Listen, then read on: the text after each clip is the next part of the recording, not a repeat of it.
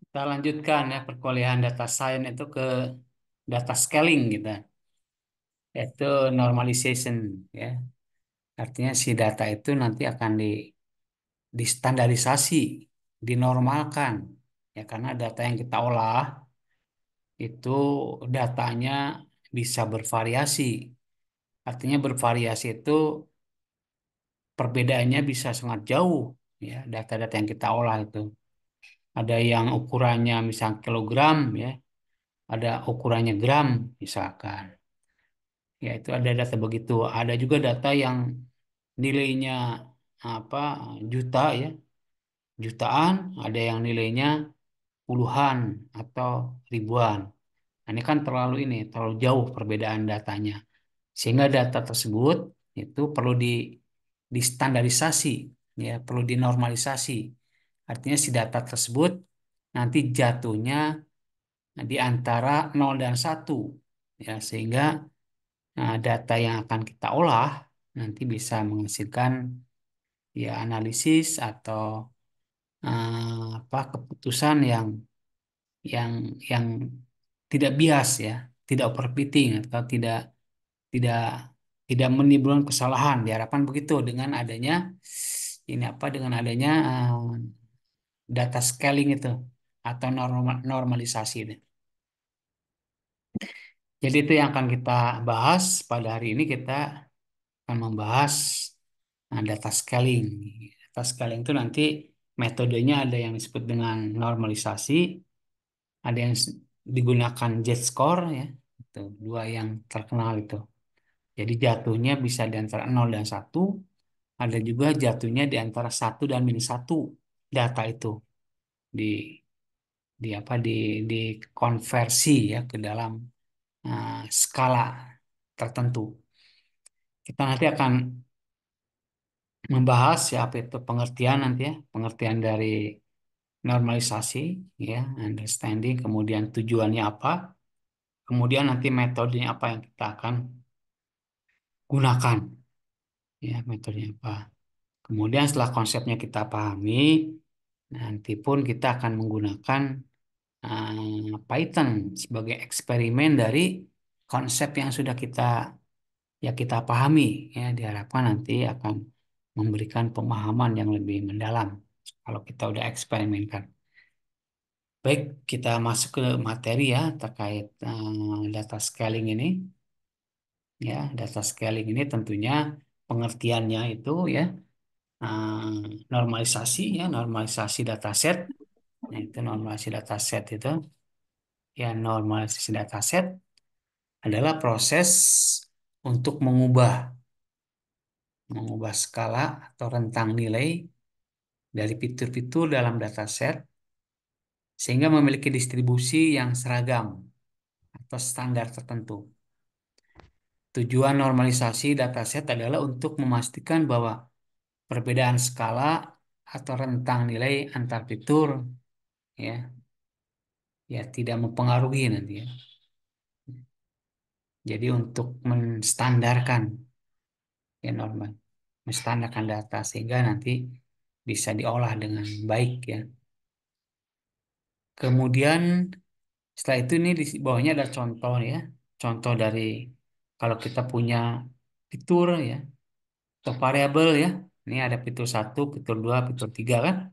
Fitur satu isinya 10, jadi kolom ini 15, 20. Kemudian ada 30, 25, 30 ya. Ini ada kemudian 30 ada ke bawah ya. Ini memang di contoh ini kebetulan ya apa skalanya tidak terlalu berbeda ya, masih puluhan. Bisa juga nanti data itu ada yang satuan, ada puluhan, ada ratusan, ada ribuan. Nah, sehingga itu eh, apa tidak standar kalau itu. Waktu akan diolah ya sama data science menggunakan algoritma kecerdasan artifisial. Nah, tentunya dia akan ada masalah karena si algoritma nanti akan cenderung pada nilai yang besar kan, nilai yang mendominasi cenderung ke sana sehingga nanti output dari data science bisa aja salah atau bias ya. salah, bias atau overfitting. Nah, itu artinya perlu dipersiapkan. Nah, ini contoh normalisasi itu begini nanti jatuhnya, ya. Data itu kita convert ya dengan eh, suatu metode namanya apa normalisasi sehingga nanti data yang kita punya jadi begini, ya. Ini dikonvert jadi 00 ya. Fitur 2 jadi 00 juga nih kebetulan ya. Fitur 3 00. Ini di convert jadi 0,5 0,5 ini adalah apa hasil dari normalisasi berarti hasil dari normalisasi itu konsepnya. Nanti kita akan lihat ya, kita eksperimenkan dengan data yang apa yang real ya, data yang sebenarnya. Kalau ini ya ini hanya sekedar contoh bahwa ada data yang aslinya begini originalnya. Setelah kita lakukan normalisasi dengan metode min-max normalization, nah ini hasilnya begini. Ya, jadi jatuhnya di antara nilai 0 dan 1 jatuhnya. Nanti ada formula yang kita bisa gunakan. Ya, seperti yang di depan ini, formulanya ini begini. Kita nanti akan terapkan ini. Ini data baru kan ya. Ini data awal dikurang ya, data minimal dibagi dengan data maksimal dikurang dengan data minimal. Contohnya begitu apa sih formulanya? Kita implementasikan, ya, implementasikan. Nah, metode yang digunakan tentunya nanti kita menggunakan min-max normalization. Kita bisa mendapatkan dataset yang dinormalisasi seperti di atas. Nah, inilah data yang sudah dinormalisasi. Kalau ini data original, kita normalisasi, kita normalisasi ya. Kemudian dalam dataset yang dinormalisasi ini, semua fitur memiliki rentang nilai antara 0 dan 1 ya, 0 dan 1 ya. Membuatnya lebih mudah untuk dibandingkan dan digunakan dalam analisis data science ini. Jadi penggunaan dalam analisis data science ya, pemrosesan menggunakan algoritma itu akan lebih mudah, akan lebih bagus setelah data dinormalisasi. Kemudian setelah itu kita lanjutkan, nah tujuannya apa kan? Nah, setelah kita itu normalisasi kan punya tujuan tuh. Pengertiannya tuh itu tadi normalisasi itu proses untuk mengubah skala ya, atau rentang nilai dari fitur dalam dataset sehingga memiliki distribusi yang seragam atau standar tertentu. Jadi membuat standarisasi data, ya, standarisasi untuk memudahkan. Tujuannya ini pertama ya tujuannya kan tujuannya memperbaiki masalah skala tadinya kan.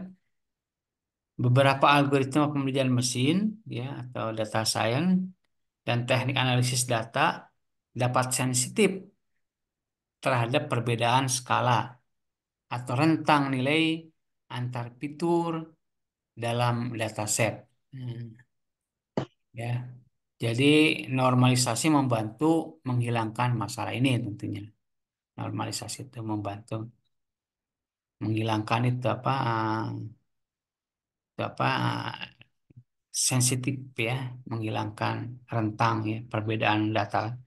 Kemudian setelah itu mengoptimalkan konvergensi. Artinya konvergen itu eh, yang mencapai tujuannya ya, dengan cepat konvergensi itu. Jadi mengoptimalkan pencapaian pencapaian pada target ya, pencapaian pada tujuan gitu. Mengoptimalkan konvergensi. Dalam beberapa kasus, ya, normalisasi dapat membantu algoritma pembelajaran mesin mencapai konvergensi lebih cepat dengan menghindari perbedaan skala yang besar, ya, dengan perbedaan skala yang besar antar fitur, ya, antar variabel. Nah, itu mengoptimal konvergensi, ya, memperbaiki masalah skala. Kemudian memudahkan interpretasi. Jadi normalisasi membuat interpretasi model lebih mudah karena perbedaan skala yang besar antar fitur telah dihilangkan. Itu tujuannya dari normalisasi ya. Tujuan ya, kemudian kita lihat metode. Metode yang akan kita perdalam kali ini adalah Tentunya nanti ada beberapa metode umum yang digunakan untuk normalisasi. Kita akan membahas metode min-max normalization. Jadi metode ini mengubah nilai-nilai dalam dataset sehingga sehingga memiliki rentang tertentu. Misalkan antara 0 dan 1. Formulanya ini ya, X normalize ya, berarti sama dengan ini X kurang X min ya. Ini berarti X yang ke I ya. X yang pertama kan dikurang dengan X minimum. Minimum yang ada dalam data kan. Ini X maksimal kurang X minimum. Ini rumusnya sederhana ya. X normalize ini adalah nilai yang dinormalisasi ya. Seperti yang tadi di atas ya, ada hasilnya kan. X adalah nilai asli. Nilai asli itu bisa X yang ke satu, X yang kedua, X yang ketiga. Nilai aslinya ya, nilai asli yang X ke satu nanti kan ada nilai aslinya. Nanti kita lihat datanya. Oh, seperti kalau di atas nih contohnya kan X yang ke satu tuh ini ya. Untuk fitur satu berarti 10 kan. X satu satu berarti X satu dua nih. X satu tiga. Ini dalam array kan? Dalam array. Nah, kemudian X min ya. Ya kalau di sini lihat X minimumnya adalah 10 ini. Minimumnya 10, maksimumnya berapa? 40. 40 maksimumnya. Ya. Oke, kita lihat, kita lanjut lagi. Nah, X max adalah nilai maksimum dari rentang nilai. Nah, misalkan kita memiliki kumpulan data sebagai berikut yang ini ya. 15, 25, 35, 45, 55 ini datanya. Jadi langkah-langkah perhitungan normalisasi dengan min-max normalization adalah sebagai berikut. Pertama ya hitung nilai minimum. Ya, nilai minimum. Dan nilai maksimum. Berarti nilai minimumnya nih 15. Maksimumnya 55 nih. Ya, nilai minimum value 15, maksimum value 53. Itu udah ditentukan ya. Gunakan rumus normalisasi min-max untuk menghitung nilai yang dinormalisasi untuk setiap data dalam kumpulan data. Contohnya ini ya, untuk data pertama X ke satu berarti 15 ya. X ke satu berarti 15 ini. X satu 15 ya. Berarti normalisasinya X I ya, ini X ya. X yang ke itu 15 dikurang dengan kita lihat tadi yang nilai minimum, kebetulan nilai minimumnya di pertama ya, berarti 15. Kebetulan nilai 15. Kemudian dikurang dengan X maksimal. X maksimalnya berapa tadi? X maksimalnya 55 kan? Berarti 55 dikurang 15. Berarti 0 kurang 40 jadi 0. Nilai normalisasi X yang ke satu. Kemudian X yang kedua kan di atas tuh 25. Ini 25 nih, X yang kedua 25 ya. X yang kedua 25. Ya, X yang kedua 25. Nah, dimasukkan aja ke formula yang ada ini. Berarti X yang kedua kan 25. Dikurang X minimumnya 15. Dibagi dengan X maksimumnya 55. Dikurang dengan X minimum.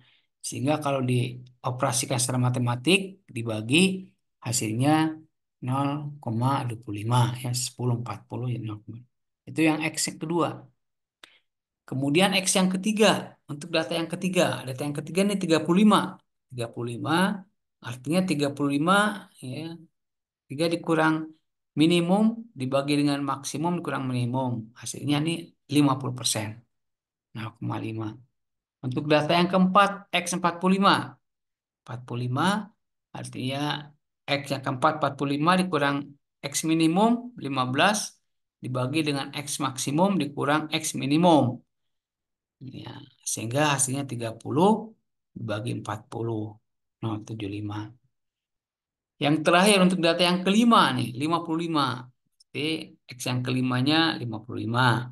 Ya, yang ini kan dibagi dengan dikurang dengan X minimum. X minimumnya ini 15. dibagi dengan X maksimumnya 55 dikurang dengan X minimumnya 15 sehingga hasilnya 1.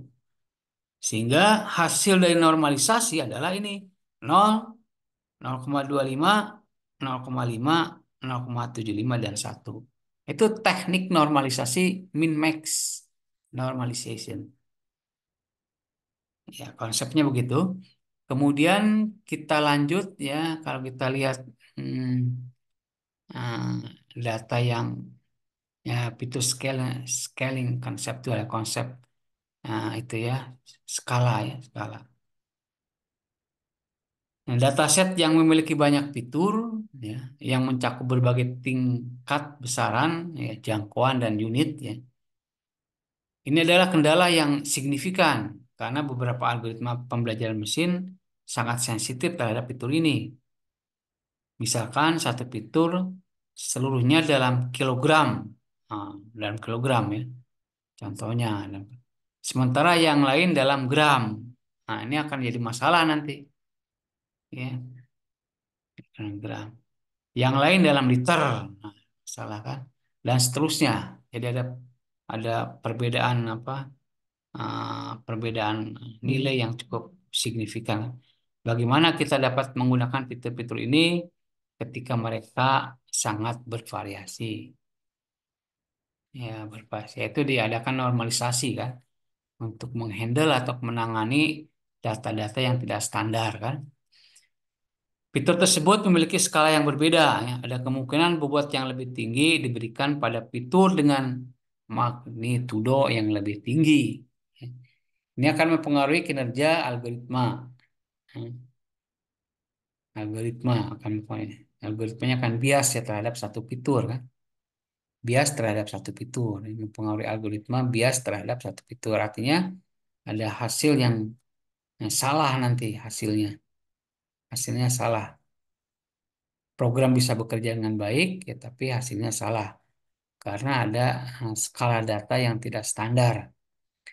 Oleh karena itu, menskalakan data sebelum menggunakan algoritma sangat penting, sehingga semua fitur memberikan kontribusi yang sama terhadap hasil. Ya, itu tambahan-tambahan dari tujuan dari normalisasi kan, atau skala ya. Nah, kita lihat ini kalau data yang lebih real ya, tentunya data seperti ini ada contoh ya data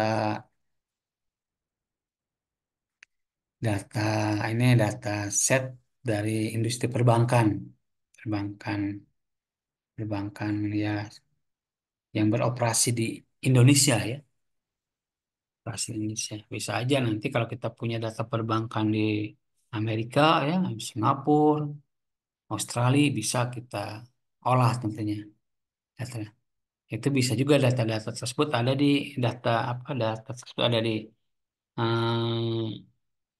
di apa namanya seperti Kaggle ya, UCI kan, artinya history data ya, repository data yang disediakan oleh beberapa organisasi yang mendukung pada alah riset kan. Ini ini data ini diambil dari OJK tentunya ya atau BI, BI.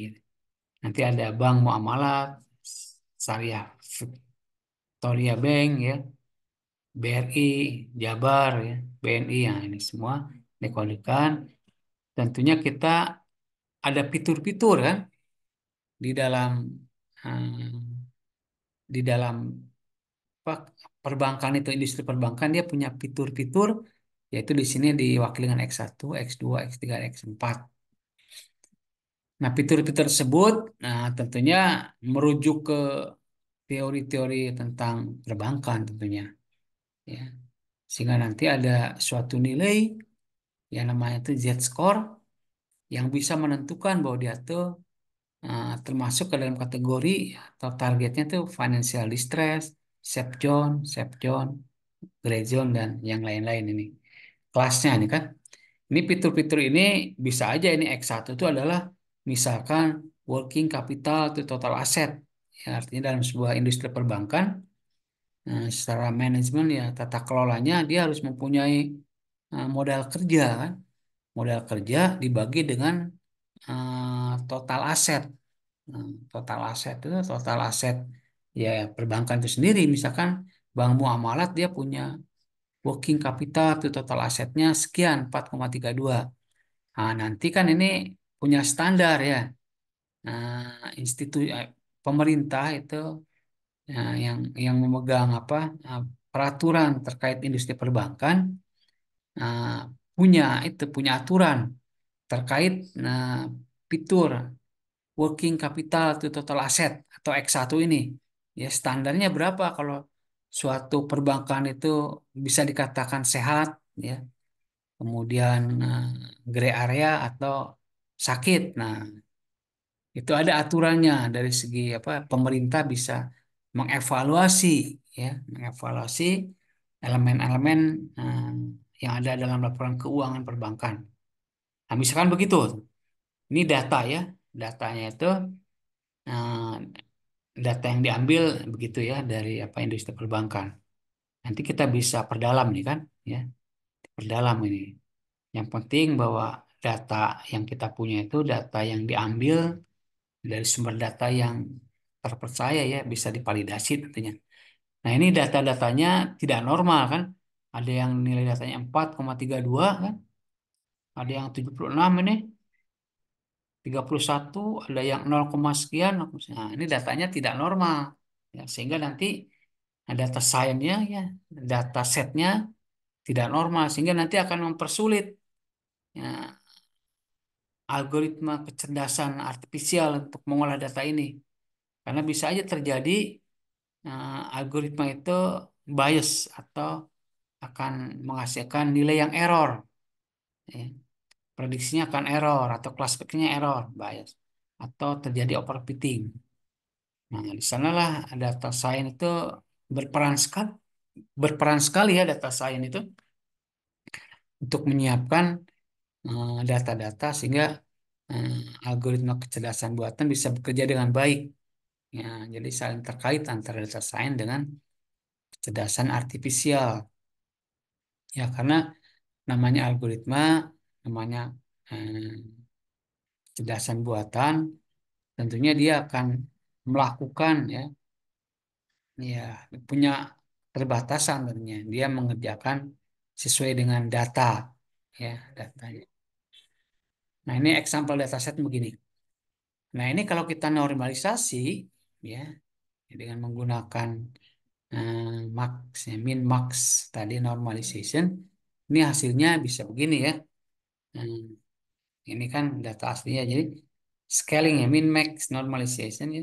Scaling data dilakukan sebelum melakukan pelatihan model. Ya. Pelatihan data science itu disiapkan ya, dengan menggunakan scaling ini. Sebelum pelatihan. Alasan pertama adalah untuk menghilangkan pengaruh satu faktor terhadap faktor lainnya. Faktor. Normalisasi adalah teknik penskalaan di mana nilai digeser dan diskalakan ulang. Sehingga nilainya berkisar antara 0 dan 1.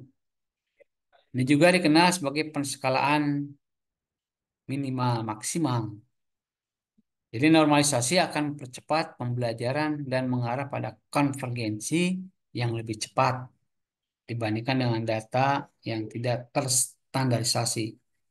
Nah, kalau kita lihat nanti implementasi dalam Python, normalisasi itu begini nanti. Ya. Jadi prompt, skillen, nah, nanti namanya pre-processing, import, mix, max, scalar. Ini adalah normalisasi. Jadi diimpor dulu ya dari masuk ke kelas ini skillen, eh, pra pemosesan ya sebelum diproses ya masuk ke objek pre-processing ya. Kemudian nanti ada data. Ini di atasnya sebetulnya udah load ya, udah di load si itunya apa? Si datasetnya disimpan di DF kan, data frame. Ini hanya potongan min max ya, function min max scalar. Ini copy ya, function copy disimpan di sini berarti kan. Ya data aslinya nih kan.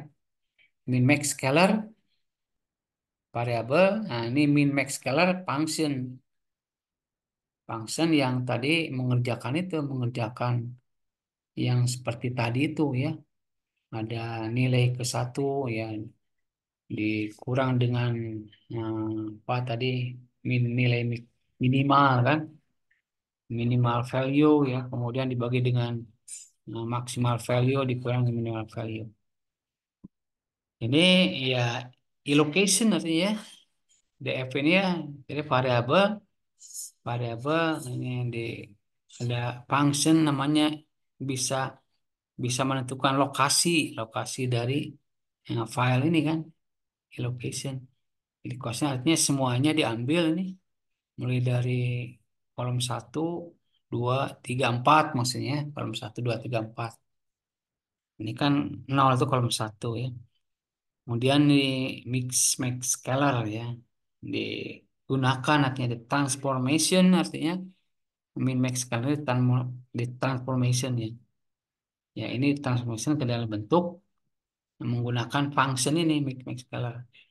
Disimpan di sini, disimpan di eh, simpan di ini ya, hasilnya hasil hasil apa namanya, hasil normalisasi, kemudian baru ditampilkan nanti kita lihat ya dalam apa eksperimen dalam Python-nya.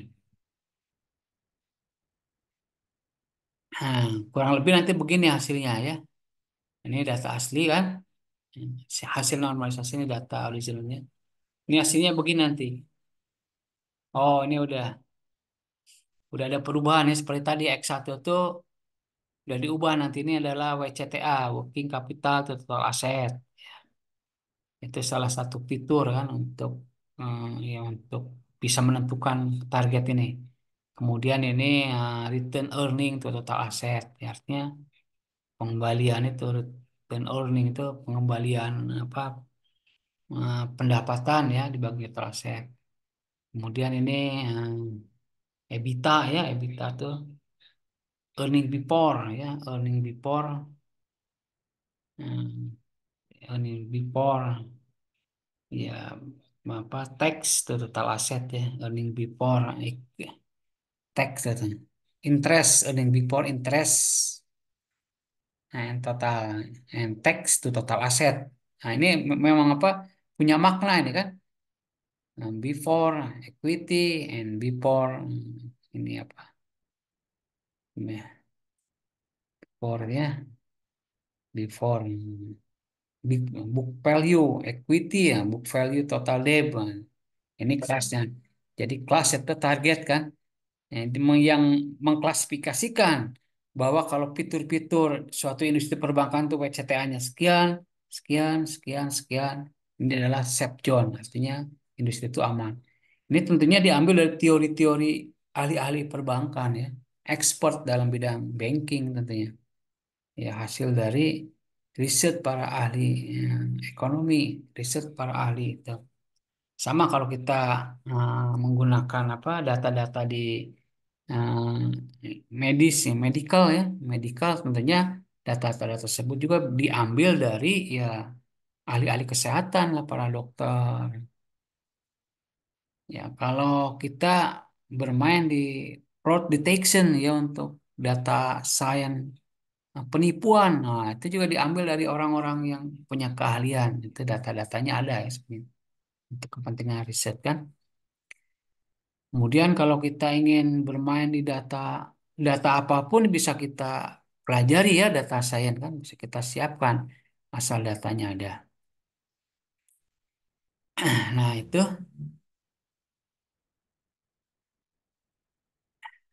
oh ini tuh itu ya encoding ya, encoding. Encoding kan udah kita bahas minggu lalu ya, encoding, label encoding dengan one hot encoding. Ya one hot encoding ya, ya proses encoding itu ya merupakan perubahan ya, data kategorikal menjadi numerik ya sebelum diproses oleh algoritma ya encoding. Ini kemarin udah kita bahas kan, artinya eh, konversi transformasi data kategorikal ke dalam numerik ya, nanti numerik bisa ke dalam biner. Silahkan kalau ada yang mau didiskusikan dulu. Sebelum nanti kita break, kemudian masuk ke eksperimen menggunakan Python. Nanti sebelum ke Python kita break dulu sebentar ya, mempersiapkan itu ya. Sebelum itu silakan kalau ada yang mendiskusikan.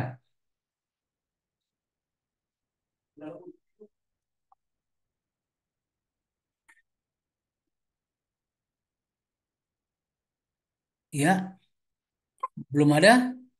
Kita membahas ini tadi ya, membahas normalisasi ya. Ya normalisasi, ya tentunya dia tadi udah kita bahas bagaimana pengertiannya, bagaimana tujuannya, dan metode. Ya, nah, pengertiannya ya normalisasi itu untuk menskalakan data kan agar data itu bisa diproses dengan baik oleh algoritma kecerdasan buatan. Nah, tujuannya banyak ya, tujuannya yang tadi disebutkan tujuan dari normalisasi itu ya pertama untuk menskalakan data, menstandarisasi data. Kan.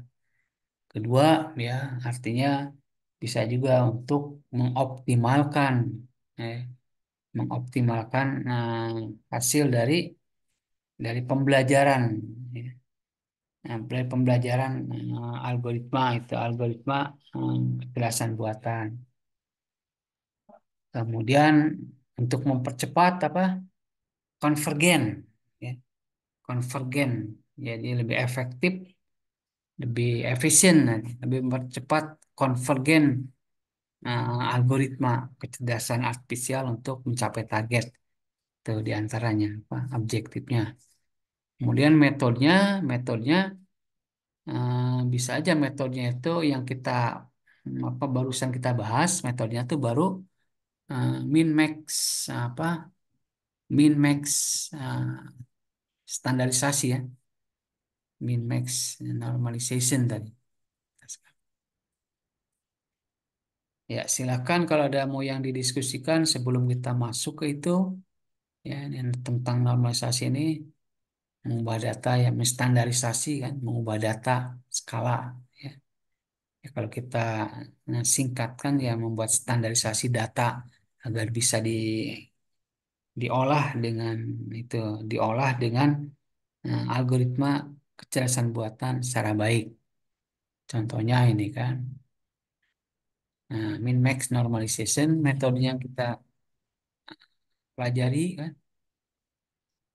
Kemudian ini tujuannya kan baik masalah skala ya tadi skala standarisasi mengoptimalkan konvergen ya, supaya mempercepat konvergensi algoritma kecerdasan buatan.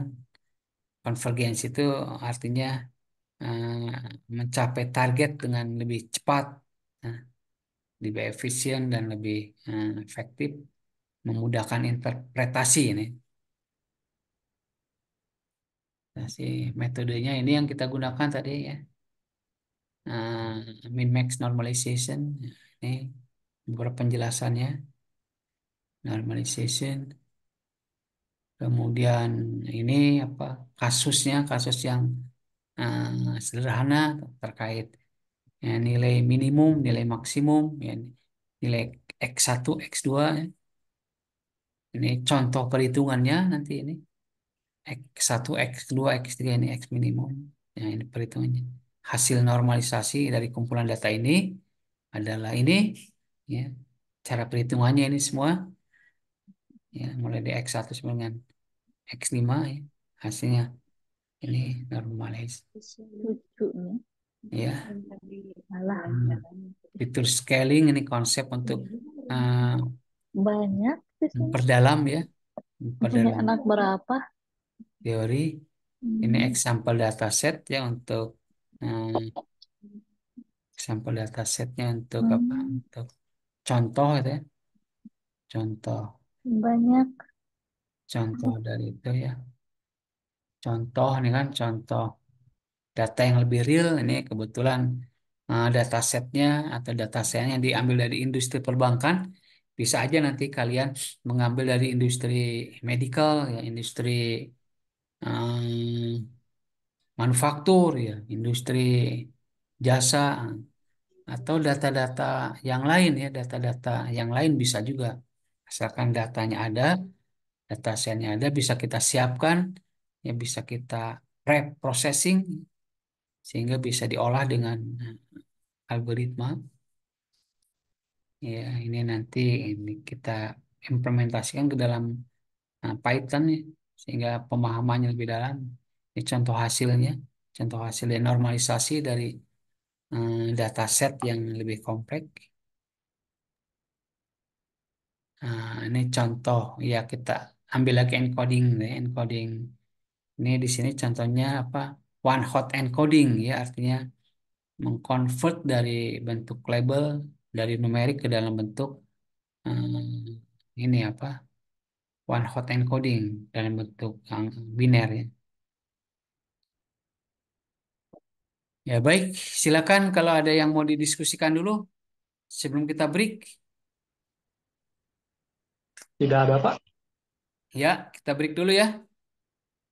Ya, Pak. Ya, nanti kita lanjutkan lagi nih. Kita sekitar 10 menit kita break, kita persiapkan untuk eksperimen di apa Python. Baik, Pak. Ya.